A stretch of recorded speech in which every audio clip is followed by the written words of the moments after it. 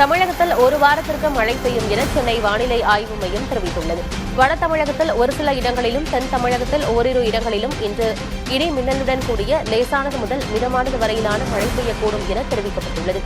சென்னை நகரின் ஒரு சில பகுதிகளில் இடி மின்னலுடன் கூடிய லேசானது முதல் மிதமான மழைக்கு வாய்ப்பிருப்பதாகவும் வானிலை ஆய்வு மையம் கணித்துள்ளது.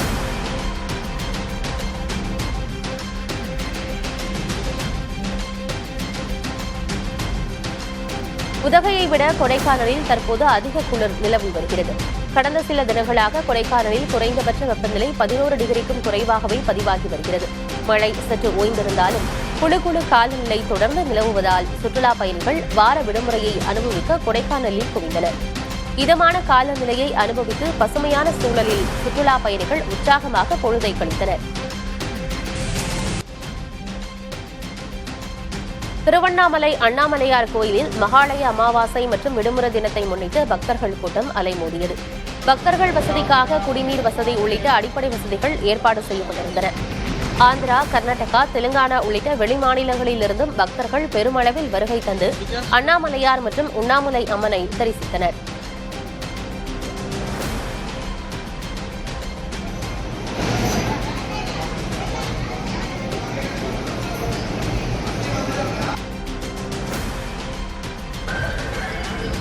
நவராத்திரி திருவிழாவிற்காக பத்மநாபபுரம் அரண்மனையிலிருந்து திருவனந்தபுரத்திற்கு புறப்பட்ட சாமி விக்கிரகங்கள் ஊர்வலம் குழித்துறையில் நேற்று இரவு ஓய்வெடுத்து இன்று காலை மீண்டும் பயணத்தை தொடர்ந்தது. சுசீந்திரம் முன்னுதித்த நங்கையம்மன், குமாரகோவில் முருகன் மற்றும் பத்மநாபபுரம் தேவாரக்கெட்டு சரஸ்வதி அம்மன் ஆகிய சிலைகள் யானை மற்றும் பல்லக்கில் பிரம்மாண்ட ஊர்வலமாக திருவனந்தபுரத்தை நோக்கி செல்கின்றன.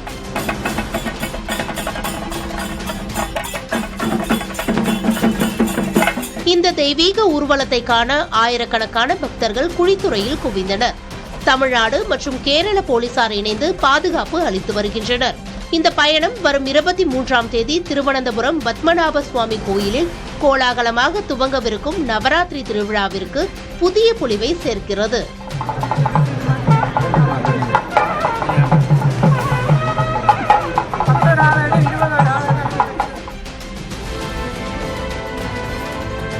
நீலகிரி மாவட்டம் முதுமலை வனப்பகுதியில் உள்ள மசினகுடி மாயார் சாலையில் புலி ஒன்று உலா வந்த காட்சி சமூக வலைதளங்களில் வைரலாகி வருகிறது. கடந்த சில மாதங்களாகவே இந்த சாலையில் புலியின் நடமாட்டம் தொடர்ந்து காணப்படுகிறது. சாலை ஓரத்தில் நடந்து சென்ற புலியை சுற்றுலா பயணிகள் ஆர்வத்துடன் பார்த்து ரசித்துள்ளனர். அவர்கள் பதிவு செய்த அந்த கண்கவர் காட்சி தற்போது இணையத்தில் வேகமாக பரவி வருகிறது.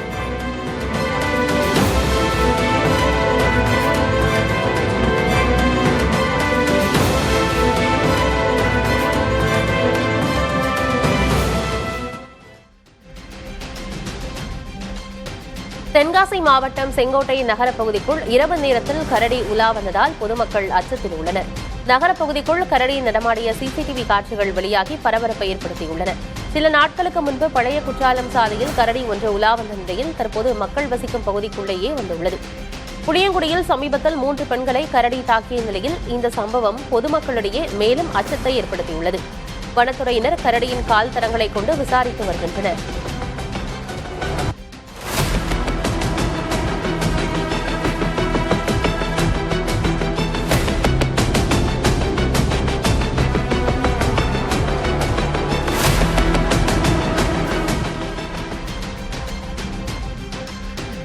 சென்னை மாவட்ட ஆட்சியர் அலுவலகத்திற்கு புதிய இடத்தை தேர்வு செய்து அரசாணை வெளியிடப்பட்டுள்ளது. சென்னை மாவட்ட ஆட்சியர் அலுவலகம் அமைந்துள்ள இடத்தில் 2130 சதுர மீட்டர் பரப்பளவில் நீதிமன்ற அலுவலக கட்டடம் கட்டப்பட உள்ளது. பொதுமக்கள் மற்றும் அரசு அலுவலர்களின் வருகை அதிகரித்து கூட்ட நெரிசல் ஏற்பட வாய்ப்புள்ள நிலையில் சென்னை மாவட்ட ஆட்சியர் அலுவலகம் இடமாற்றம் செய்ய அனுமதி அளிக்கப்பட்டு அரசாணை வெளியிடப்பட்டுள்ளது. அதன்படி தென்சென்னை வருவாய் கோட்டத்தில் உள்ள கிண்டியில் புதிதாக சென்னை மாவட்ட ஆட்சியர் அலுவலகம் கட்ட தமிழக அரசு அரசாணை வெளியிட்டுள்ளது.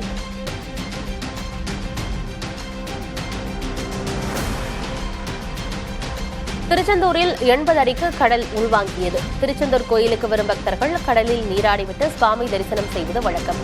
இந்த மகாலய அமாவாசையில் கடல் உள்வாங்கியதால் பாசி படிந்த பாறைகள் வெளியே தெரிந்தன. கோயிலின் முன்பு உள்ள செல்வ தீர்த்தத்திலிருந்து நாழிக்கிணறு வரை கடல் உள்வாங்கியது. ஆபத்தை உணராமல் பக்தர்கள் பாறைகள் மீது ஏறி புகைப்படம் எடுத்து மகிழ்ந்தனர்.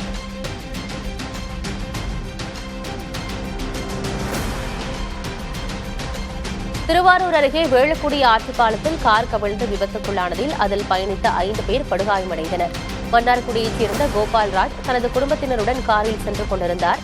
வேளக்குடி ஆற்றுப்பாலத்தில் கார் கட்டுப்பாட்டை இழந்து செங்குத்தாக ஆற்றுக்குள் விழுந்தது.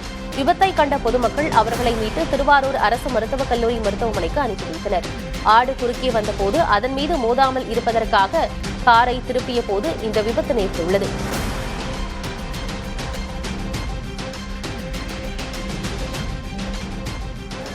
மகாலய அமாவாசையை முன்னிட்டு நீர்நிலை பகுதிகளில் குவிந்த மக்கள் தங்கள் முன்னோர்களுக்கு தர்ப்பணம் செய்து வழிபாடு மேற்கொண்டனர். மகாலய அமாவாசை அன்று மக்கள் புண்ணிய நதிகள், குளங்கள், கடற்கரைகளில் தங்கள் முன்னோர்களுக்கு தர்ப்பணம் அளித்து பூஜைகள் செய்வது வழக்கம். அதன்படி மயிலாடுதுறை, ஈரோடு, திருச்சி, கன்னியாகுமரி உள்ளிட்ட மாவட்டங்களில் உள்ள முக்கிய நீர்நிலைகளில் மக்கள் தங்கள் முன்னோர்களுக்கு தர்ப்பணம் செய்தனர். இந்த வழிபாட்டுக்காக அதிகாலை முதலே குவிந்த பக்தர்கள் நீர்நிலைகளில் புனித நீராடினர். மேலும் பல பகுதிகளில் மக்கள் கூட்டம் அதிகரிப்பால் கடும் போக்குவரத்து நெரிசல் ஏற்பட்டது.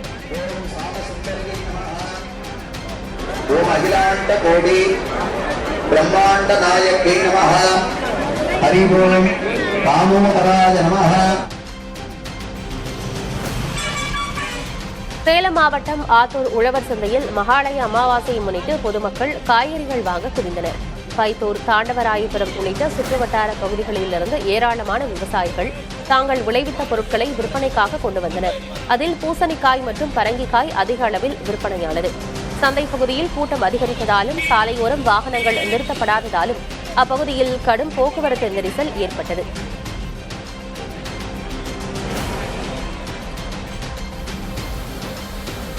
சாத்தனூர் அணையிலிருந்து உபரி நீர் திறக்கப்பட்டுள்ளதால் கள்ளக்குறிச்சி மாவட்டம் திருக்கோவிலூர் அணைக்கட்டில் நீர்வரத்து அதிகரித்துள்ளது. சாத்தனூர் அணையிலிருந்து வினாடிக்கு 3000 கன அடி நீர் திறக்கப்படுவதால் தென்பெண்ணை ஆற்றில் வெள்ளப்பெருக்கு ஏற்பட்டுள்ளது.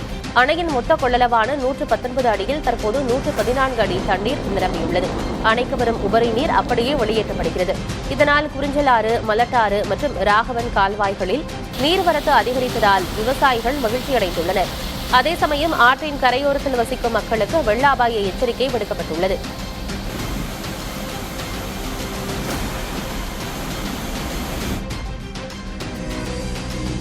தமிழகம் மற்றும் ஆந்திராவில் பெய்து வரும் கனமழையால் பாலாற்றில் வெள்ளப்பெருக்கு ஏற்பட்டுள்ளது. திருப்பத்தூர் மாவட்டம் வாணியம்பாடி மற்றும் ஆம்பூர் பகுதிகளில் பாலாறு இரு கரைகளையும் தொட்டபடி பாய்ந்து செல்கிறது. வாணியம்பாடி மேட்டுப்பாளையம் பகுதியில் உள்ள மேம்பாலத்தின் கீழ் தண்ணீர் ஆர்ப்பரித்து செல்லும் காட்சிகள் பார்ப்போரை வியக்க வைக்கிறது. பாலாற்றில் வெள்ளம் சீறி பாய்ந்து செல்வதால் நிலத்தடி நீர்மட்டம் உயர்ந்துள்ளது. இதனால் விவசாயிகள் மற்றும் பொதுமக்கள் மகிழ்ச்சி அடைந்துள்ளனர்.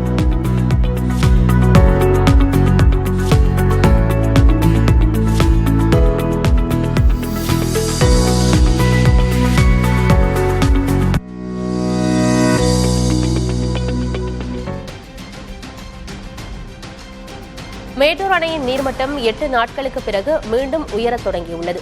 தமிழகம் மற்றும் கர்நாடகாவின் காவிரி நீர்பிடிப்பு பகுதிகளில் பெய்து வரும் மழையால் மேட்டூர் அணைக்கு நீர்வரத்து அதிகரித்துள்ளது. காவிரி படுகை மாவட்டங்களில் பரவலாக மழை பெய்து வருவதால் பாசனத்திற்கான நீர் தேவை குறைந்துள்ளது. இதன் காரணமாக அணையிலிருந்து வெளியேற்றப்படும் தண்ணீரின் அளவு வினாடிக்கு 6000 கன அடியாக குறைக்கப்பட்டுள்ளது.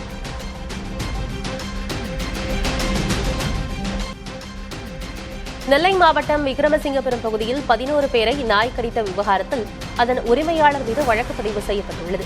விக்ரமசிங்கபுரம் நகராட்சி சுகாதார ஆய்வாளர் அளித்த புகாரின் பேரில் நாயின் உரிமையாளரான கிருஷ்ணன் என்பவர் மீது விலங்குகள் தொடர்பான அலட்சிய நடத்தை என்ற பிரிவு, அதாவது BNS 291வது பிரிவின் கீழ் வழக்கு பதிவு செய்யப்பட்டுள்ளது. விக்ரமசிங்கபுரத்தில் நாய் ஒன்று 11 பேரை கடித்த நிலையில் பாதிக்கப்பட்டவர்கள் அம்பாசமுத்திரம் அரசு மருத்துவமனையில் சிகிச்சை பெற்றனர். புதுக்கோட்டை மாவட்டம் திருமயத்தில் மாட்டுவண்டி பந்தயம் உற்சாகமாக நடைபெற்றது. முன்னாள் மத்திய அமைச்சர் ப. சிதம்பரத்தின் பிறந்த நாளை முன்னிட்டு நடைபெற்ற பந்தயத்தில் 8 பெரிய மாட்டு வண்டிகளும் 18 சிறிய மாட்டு வண்டிகளும் பங்கேற்றன. ஒன்றை ஒன்று முந்திச் சென்ற மாட்டு வண்டிகளை சாலையின் இருபுறமும் திரண்டிருந்த ஏராளமானோர் கண்டு ரசித்தனர்.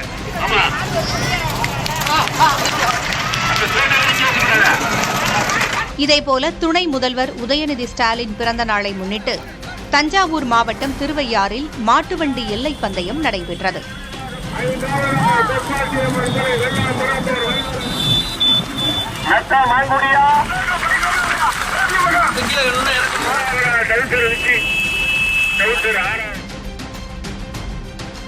புரட்டாசி மாதம் என்பதால் மீன்களின் விலை குறையும் என எதிர்பார்த்து நாகை மீன்பிடி துறைமுகத்திற்கு வந்த மீன் பிரியர்கள் ஏமாற்றமடைந்தனர்.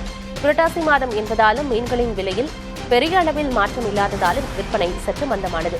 குறிப்பாக கடலில் அதிக அளவில் கிடைத்த காணாங்கிழத்தி மீனுக்கு உரிய விலை கிடைக்காததால் அவற்றை உப்பில் போட்டு கருவாடாக மாற்றும் பணியில் மீனவர்கள் ஈடுபட்டனர்.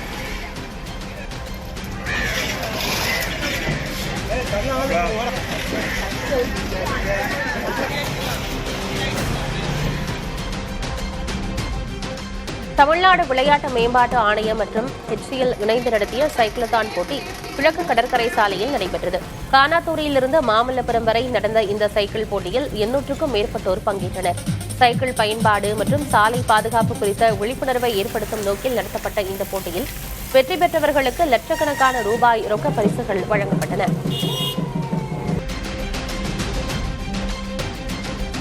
காஞ்சிபுரம் வரதராஜ பெருமாள் கோவிலில் தர்ப்பணம் வழங்க அனுமதி மறுப்பதை கண்டித்து பொதுமக்கள் சாலையில் அமர்ந்து போராட்டத்தில் ஈடுபட்டனர். குளக்கரையில் அமர்ந்து மகாலய அமாவாசை தர்ப்பணம் வழங்கக்கூடாது என கோயில் நிர்வாகம் சார்பாக அறிவிப்பு வெளியிடப்பட்டது. இதற்கு எதிர்ப்பு தெரிவித்து வரதராஜ பெருமாள் கோயில் பிரதான நுழைவாயிலில் அமர்ந்து போராட்டத்தில் ஈடுபட்டனர். ஸ்ரீராம ஜெய ராம ஜெய ஜெய ராமா.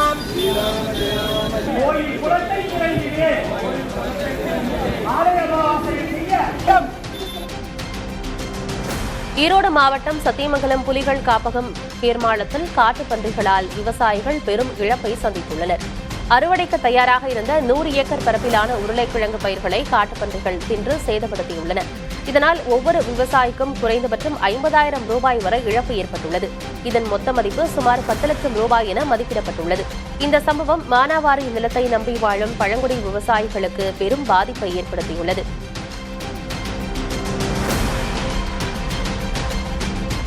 சென்னையில் உள்ள கடற்கரைகளில் இருந்து சுமார் 860 கிலோ குப்பைகள் அகற்றப்பட்டுள்ளன. சென்னை மாநகராட்சி மற்றும் இந்திய சுற்றுச்சூழல் அறக்கட்டளை இணைந்து சென்னையில் உள்ள கடற்கரைகளில் தூய்மைப்படுத்தும் பணியை மேற்கொண்டன. இந்த நிகழ்வில் மெரினா, பெசன்ட் நகர், அக்கரை மற்றும் உத்தண்டி கடற்கரைகளில் 1700க்கும் மேற்பட்ட தன்னார்வலர்கள் குப்பைகளை அகற்றினர். கடற்கரைகளை சுத்தமாக வைத்து அங்குள்ள கடல்வாழ் உயிரினங்களுக்கு பாதுகாப்பான சூழலை உருவாக்குவதன் அவசியத்தை உணர்த்தும் வகையில் இந்த தூய்மைப் பணிகள் நடைபெற்றன.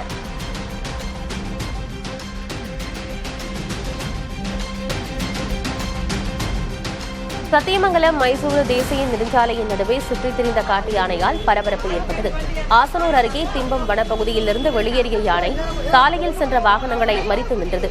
அப்போது கரும்பு லாரியை தேடுவது போல அது நடந்து கொண்டது. திடீரென அவ்வழியாக வந்த ஒரு கார் மற்றும் அரசு பேருந்தை யானை துரத்தத் தொடங்கியது. இதனால் பேருந்தில் இருந்த பயணிகள் அச்சமடைந்தனர். சிறிது நேரம் சாலையிலேயே நின்ற யானை பிறகு வனப்பகுதிக்குள் சென்றது. அதன் பின்னரே போக்குவரத்து அந்த பகுதியில் சீரானது.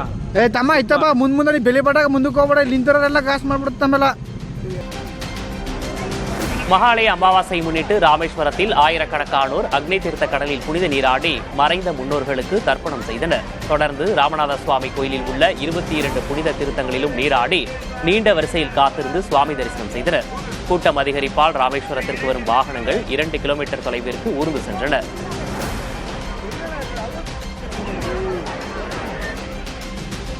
திருவள்ளூர் வீரராக பெருமாள் கோயிலில் மகாலய அமாவாசையை முன்னிட்டு பக்தர்கள் குவிந்தனர். நூற்றுக்கணக்கான பக்தர்கள் முன்னோர்களுக்கு தர்ப்பணம் கொடுத்தனர். தமிழகத்தின் பல்வேறு மாவட்டங்களிலிருந்தும் ஆந்திரா, கர்நாடகா, புதுச்சேரி போன்ற அண்டை மாநிலங்களிலிருந்தும் பக்தர்கள் வந்ததால் கோயிலில் கூட்டம் அலைமோதியது. மதுரையில் மகாலய அமாவாசையை முன்னிட்டு ஏராளமானோர் தங்களது முன்னோர்களுக்கு தர்ப்பணம் அளித்தனர். மதுரை தெப்பக்குளம் முக்தீஸ்வரர் கோவிலில், வைகை ஆறு மற்றும் இம்மையிலும் நன்மை தருவார் கோவிலில் அதிகாலை முதலே மக்கள் குவிய தொடங்கினர். அவர்கள் தங்களது முன்னோர்களின் ஆன்மா சாந்தியடைய வேண்டி தர்ப்பணம் மற்றும் சிறப்பு பூஜைகள் செய்து வழிபட்டனர்.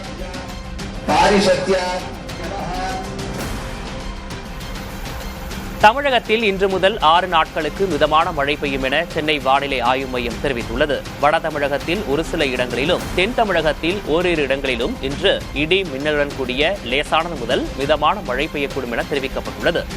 சென்னை நகரின் ஒரு சில பகுதிகளில் இடி மின்னலுடன் கூடிய லேசானது முதல் மிதமான மழைக்கு வாய்ப்பு இருப்பதாகவும் வானிலை ஆய்வு மையம் கணித்துள்ளது.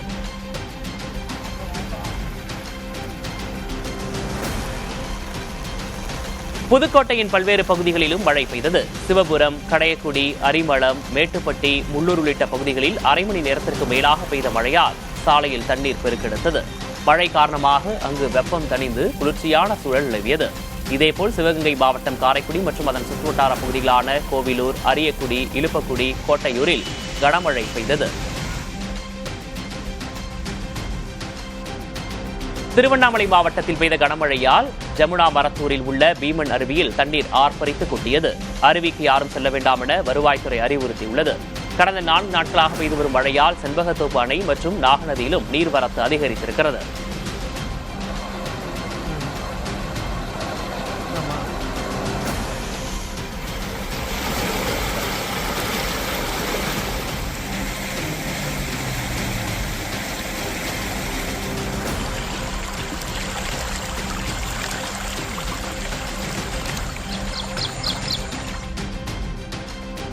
மதுரை மாவட்டம் கொட்டாம்பட்டி, ஐயாப்பட்டி, மங்களாம்பட்டி, சொக்கலிங்கபுரம், வஞ்சிநகரம் உள்ளிட்ட பகுதிகளில் 1 மணி நேரத்திற்கு மேல் பலத்த மழை பெய்தது. இதனால் சாலைகளில் மழைநீர் பெருக்கெடுத்து ஓடியது.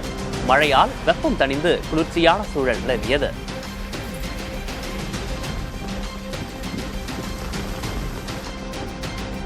செங்கல்பட்டு அருகே கடந்த 2 தினங்களாக பெய்த மழையால் அறுவடைக்கு தயாராக இருந்த நெற்பயிர்கள் நீரில் மூழ்கின. ராஜப்பேட்டை, கரும்பாக்கம், அரும்புலியூர் உள்ளிட்ட கிராமங்களில் சுமார் 100க்கும் மேற்பட்ட ஏக்கரில் நெல் சாகுபடி செய்யப்பட்டிருந்தது. இந்நிலையில் செங்கல்பட்டு மாவட்டத்தில் தொடர்ந்து பெய்த மழை காரணமாக அறுவடை செய்யப்படவிருந்த நெற்பயிர்கள் நீரில் மூழ்கி சேதமடைந்துள்ளதாக விவசாயிகள் வேதனை தெரிவித்துள்ளனர்.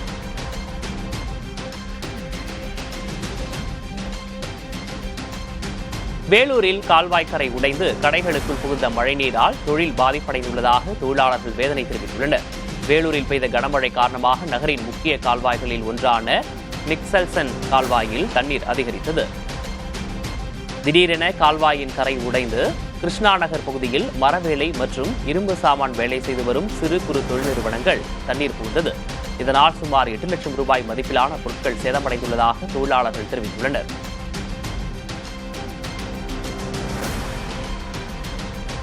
வேலூர் கிரீன் சர்க்கிள் அருகே சென்னை பெங்களூரு தேசிய நெடுஞ்சாலை சர்வீஸ் சாலையில் மழைநீர் குளம் போல் தேங்கி நிற்பதால் வாகன ஓட்டிகள் அவதிக்குள்ளாகினர். அதிக மழை பொழிவின் போது மழைநீர் வெளியேற போதிய பாதை வசதி இல்லாததால் தேங்கி நிற்பதாக வாகன ஓட்டிகள் புகார் தெரிவிக்கின்றனர்.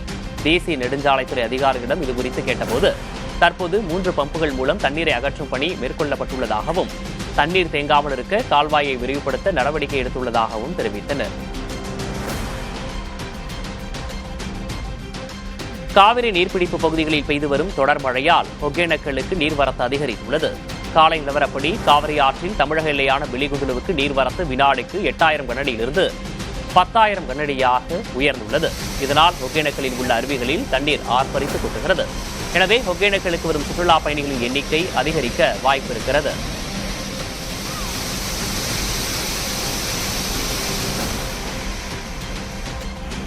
கன்னியாகுமரியில் அதிகாலை சூரிய உதயத்தை காண ஆயிரக்கணக்கான சுற்றுலா பயணிகள் கடற்கரையில் குவிந்தனர். மேகங்கள் இல்லாததால் சூரியன் உதயமான காட்சி தெளிவாக தெரிந்தது. இதனை சுற்றுலா பயணிகள் ஆர்வத்துடன் கண்டு ரசித்தனர். மேலும் விவேகானந்தர் மண்டபத்திற்கு படகில் செல்லவும் நீண்ட வரிசையில் காத்திருந்தனர். சுற்றுலா பயணிகள் வருகை அதிகரித்ததால் கடற்கரை பகுதிகளில் பலத்த போலீஸ் பாதுகாப்பு போடப்பட்டிருந்தது.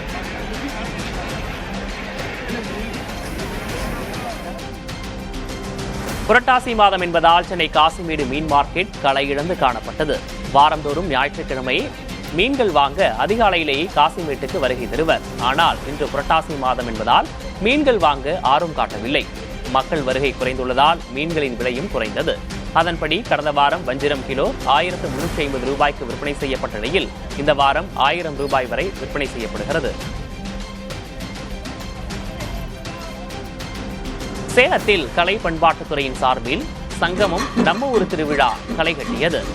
சேலம் புதிய பெருநிலையம் அருகில் உள்ள மாநகராட்சி திடலில் நடைபெறும் இந்த 2 நாள் விழாவை சுற்றுலாத்துறை அமைச்சர் ராஜேந்திரன் தொடங்கி வைத்தார். விழாவில் தமிழே அமுதே என்ற தலைப்பில் இசை மற்றும் நாட்டிய நிகழ்ச்சிகள் ரசிகர்களை வெகுவாக கவர்ந்தன. மேலும் பறையாட்டம், கரகாட்டம், பொம்மலாட்டம், கட்டைக்கூத்து உள்ளிட்ட 25 கலைக்குழுக்களின் பாரம்பரிய கலை நிகழ்ச்சிகள் பார்வையாளர்களை மெய்சிலிர்க்க வைத்தன. விழாவில் பல்வேறு கலைஞர்களுக்கு விருதுகளும் வழங்கப்பட்டன.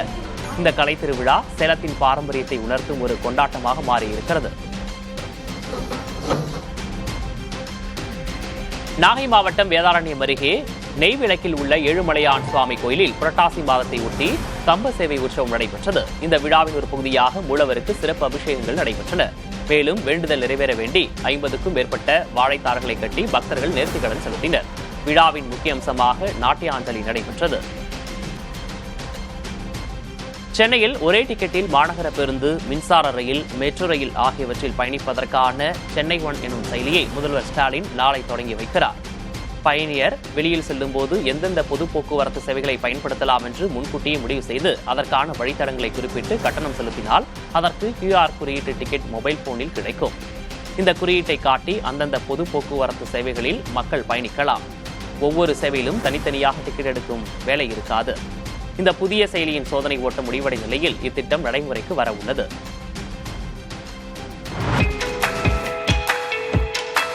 தென்காசி மாவட்டம் சங்கரன்கோவிலுக்கு அருகே கரிவலமந்தநல்லூர் பகுதியில் நிலத்தடி நீர்மட்டம் குறைந்து வருவதை தடுக்க பனை விதைகள் நடும் பணி நடைபெற்றது. அரசு மற்றும் 100 நாள் வேலை திட்ட பணியாளர்களோடு இணைந்து ஒரு தனியார் தொண்டு நிறுவனம் கரிவலமந்தநல்லூர் மற்றும் பருவக்குடி ஊராட்சி பகுதிகளில் சுமார் 3 லட்சம் பனை விதைகளை நட்டனர். நீர்நிலைகளின் ஓரங்களில் நடப்பட்ட இந்த பனை விதைகள் எதிர்காலத்தில் நிலத்தடி நீர்மட்டத்தை உயர்த்தி சுற்றுச்சூழலை பாதுகாக்கும் என்று எதிர்பார்க்கப்படுகிறது. மாவட்டம் முழுவதும் 40 லட்சம் பனை விதைகள் நட இலக்கு நிர்ணயிக்கப்பட்டுள்ளது.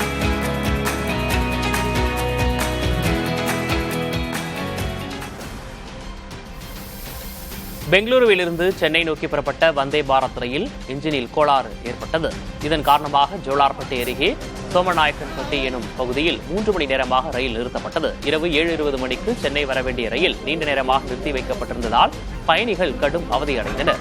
மாற்று என்ஜின் கொண்டு வரப்பட்ட பிறகே வந்தே பாரத் ரயில் சென்னை நோக்கி பயணித்தது.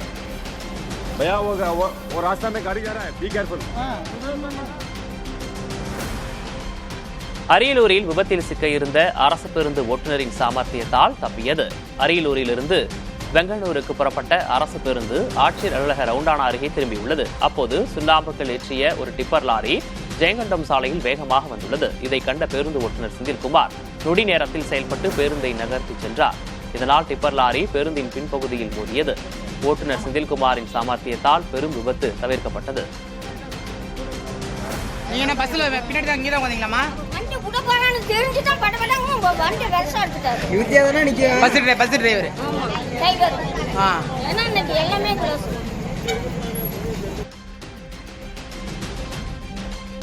ஜிஎஸ்டி குறைப்பு நடவடிக்கை எதிரொலியாக ரயில் நிலையங்களில் விற்கப்படும் ரயில் நீர் பாட்டிலின் விலை ₹1 குறைக்கப்பட்டுள்ளது. இதுவரை 15 ரூபாய்க்கு விற்கப்பட்டு வந்த 1 லிட்டர் குடிநீர் இனி 14 ரூபாய்க்கு விற்கப்படும் என தெரிவிக்கப்பட்டுள்ளது. இதேபோல் அரை லிட்டர் தண்ணீர் பாட்டில் ₹10 9 குறைக்கப்பட்டுள்ளது. இந்த புதிய விலைப்பட்டியல் இந்தியாவில் உள்ள அனைத்து ரயில் நிலையங்களிலும் நாளை முதல் அமலுக்கு வரும் என ரயில்வே அமைச்சகம் தெரிவித்துள்ளது.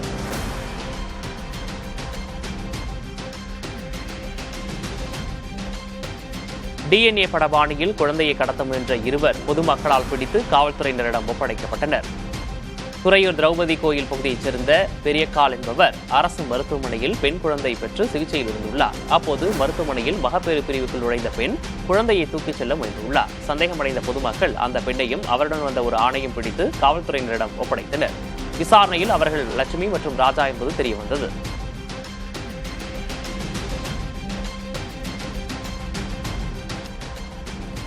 தர்பூசணி விவசாயிகளுக்கு இழப்பீடு வழங்க முடியாது என வேளாண் துறை செயலர் தட்சிணாமூர்த்தி தெரிவித்துள்ளார். தர்பூசணி பழங்களில் ரசாயனம் கலக்க வாய்ப்புள்ளதாக உணவுத்துறை அதிகாரி தெரிவித்ததால் விற்பனை பாதிக்கப்பட்டதாக விவசாயிகள் குற்றஞ்சாட்டினர்.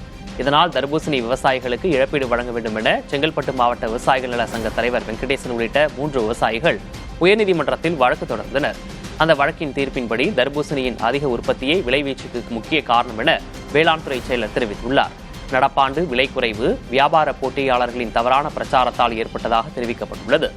இயற்கை பேரிடர்களால் ஏற்படும் பயிர் பாதிப்புக்கு மட்டுமே நிவாரணம் பெற வழி உள்ளதாகவும் பழத்தை அறுவடை செய்ய முடியாததற்கோ சந்தை விலை குறைந்ததற்காகவோ இழப்பீடு வழங்க இயலாது என வேளாண் துறை செயலர் தெரிவித்துள்ளார்.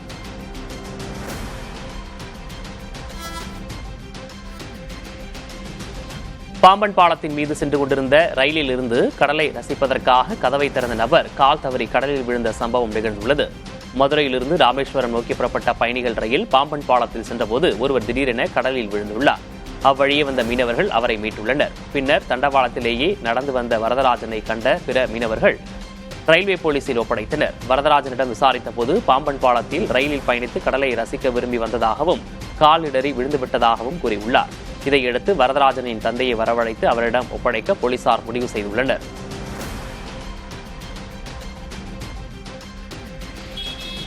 தேனி மாவட்டம் ஆண்டிப்பட்டி மார்க்கெட்டில் சின்ன வெங்காயத்தின் வரத்து அதிகரித்ததன் காரணமாக அதன் விலை கடுமையாக வீழ்ச்சியடைந்துள்ளது. கடந்த வாரம் 1 கிலோ 25 முதல் 30 ரூபாய் வரை விற்ற சின்ன வெங்காயம் தற்போது 1 கிலோ வெறும் 10 ரூபாய்க்கு மட்டுமே ஏலம் போகிறது. ஒரு ஏக்கருக்கு 40,000 ரூபாய் வரை செலவு செய்துள்ள விவசாயிகள் இந்த விலை வீழ்ச்சியால் பெரும் நஷ்டம் ஏற்படும் என வேதனை தெரிவித்துள்ளனர்.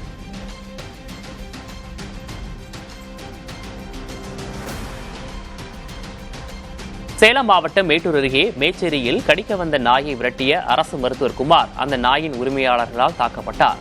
நாயை விரட்டியதால் ஆத்திரமடைந்த நாய் உரிமையாளர் மாதேஷ் மற்றும் அவரது தாய் இருவரும் மருத்துவர் வீட்டுக்குள் புகுந்து அவரை கடுமையாக தாக்கினர். இந்த தாக்குதலில் காயமடைந்த மருத்துவர் அரசு மருத்துவமனையில் சிகிச்சைக்காக அனுமதிக்கப்பட்டுள்ளார். இந்த சம்பவம் குறித்து வழக்கு பதிவு செய்த காவல்துறையினர் விசாரணை மேற்கொண்டு வருகின்றனர்.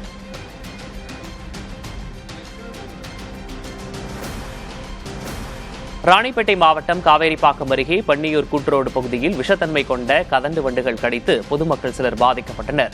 பனை ஓலையில் இருந்த கதண்டு கூடு கலைந்ததால் விவசாயிகள் பாலகிருஷ்ணன் என்பவரையும் அவ்வழியே சென்ற சிலரையும் வண்டுகள் கொட்டினர். பாதிக்கப்பட்டவர்கள் மருத்துவமனையில் சிகிச்சை பெற்றனர்.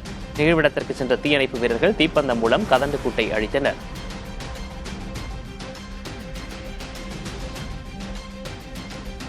விருதுநகர் மாவட்டம் சாத்தூர் ரயில் நிலையம் அருகே புதரில் பற்றிய தீ நடைமேடை வரை பரவியது. ரயில் நிலையம் பின்புறம் உள்ள புதர் பகுதியில் அடையாளம் தெரியாத நபர்கள் தீ வைத்ததில் மளமளவென பரவி கொழுந்துவிட்டு எரிந்தது. தகவல் அறிந்த தீயணைப்புத் துறையினர் விரைந்து வந்து 1 மணி நேரம் போராடி தீயை கட்டுக்குள் கொண்டு வந்தனர்.